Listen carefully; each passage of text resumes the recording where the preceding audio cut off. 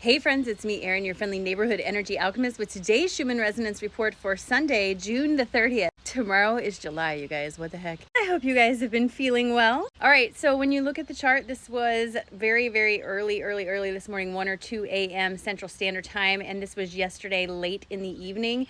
This is all root release energy being pushed away here. We did a little bit of integration and then got a lot of push to release in the root, likely because the energy we are trying to integrate has a lot to do with your root, your base teachings and understandings and things you believe about yourself and the world. So we're getting this push to release, to evaluate and release the teachings we know and that we're holding on to in the root. Where are they holding you back, friends? This root release can bring up a lot of old stuff from your childhood, teachings, beliefs you thought you had, things like that. This is all being brought to the surface for evaluation because you need to do what works for you. But remember, it's not about letting go of the teachings that work for you. It's about adding on to them. This is an inclusive universe. It's about and, not or, friends. And I really want to share with you the dream I had last night because to me, it felt like a very direct conversation with my higher self or a guide. And I felt like it's important, so I want to tell you about it. If you guys know me, you know that Ram Dass is who I consider to be my first teacher. I didn't know him personally, and he had already died when I came across his material, but he gave me so much insight through his work that I really love this man. I consider him to be a noble first teacher for myself, and that's who came to me in my dream last night. I'm not saying it was him, but I am saying it could have been my higher self in a version of him because I have less resistance to him, you know, kind of like listening to your dad or your favorite uncle instead of yourself. And when he came to me in my dream, I was sitting at a table and I had a gift card in my hand and I was looking at the gift card and he asked me what was wrong. And I said, well, I got this gift card from someone and I'm a little sad about it. And he said, why? And I said, because it feels like they didn't put any thought into giving me this gift card, that they just did it because it was the most simple thing they could do at the last moment. And maybe they forgot about me or my birthday or whatever it was, whatever celebration was. My feeling was maybe they forgot about me and I felt sad about the gift card. I just want to say this is not how I would normally do. I'm always grateful for any gifts, but there was a point being proven here. So he took the gift card from me and he looked at it and he said, maybe that's the case. But could it also be the case that they went to the store and walked around for 2 hours trying to pick the perfect gift for you? And because they didn't know what to get you, they wanted to get you the thing that would be most helpful. And maybe that was a gift card so that you could come and choose to buy what you wanted and what would work best for you. Did you think about that? And of course, in my dream, I was like, no. And then he leaned really close to me on the table and he said, it's all about the story you tell yourself. You have the choice. You can make up a story in your head that makes you feel less than for some reason based on some perception that you have that you are projecting onto that person. Or you also have the choice to choose a better feeling story. If you don't know the actual story, why are you making one up that's negative? Maybe they wanted to get you what would work best for you, and this was what they felt would work best for you, right?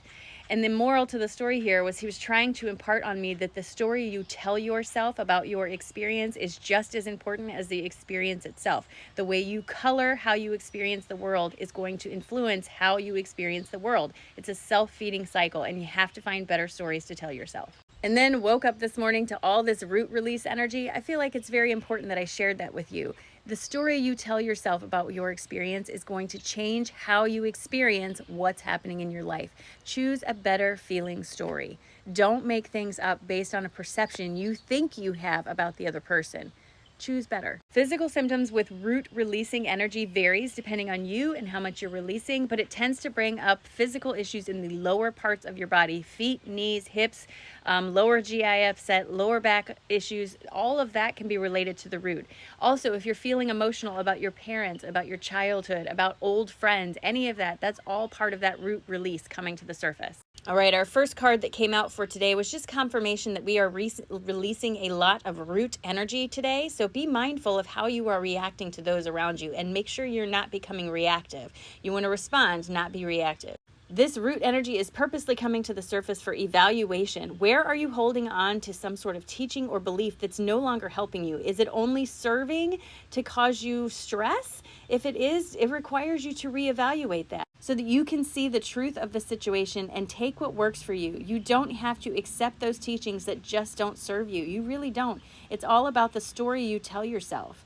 Once you start revisiting some of these root teachings that you're holding on to, it can help you make better decisions for yourself. Queen of Swords coming forward to say, make those decisions that impact you in a positive way, that help move you forward towards where you want to go instead of keeping you held up where you are. Releasing these old teachings in your root can really help to buck up your conviction, help you to figure out what you want for yourself so that you can move towards that with conviction. This is what I want, and I want it for me. And once you start doing that, it triggers that solar plexus to come online. Solar plexus being the seat of how you see yourself in the world and also the home to creative expression. This is what you want to happen, triggering that solar plexus to come online, making that true version of self to come forward, opening up whole new horizons to you. But it does require release on your end, acknowledgement and release of old teachings that are no longer serving you, friend. Listen, I know it's not easy. I know it. But every day you have a choice as to the story you tell yourself. You can walk out of your house and tell yourself it's going to be a crappy day. You can certainly do that. That is your choice. But you can also walk out of yourself and remind yourself of all the beauty that you are surrounded by. The beautiful blue sky, the green grass, the birds in the trees. All of this is here for you to enjoy. And it's up to you how you start your day. 100%, it is up to you. So I challenge you today to walk outside, take a deep breath, and just remember that today is a great day, friends. It's a great day. Claim that shit.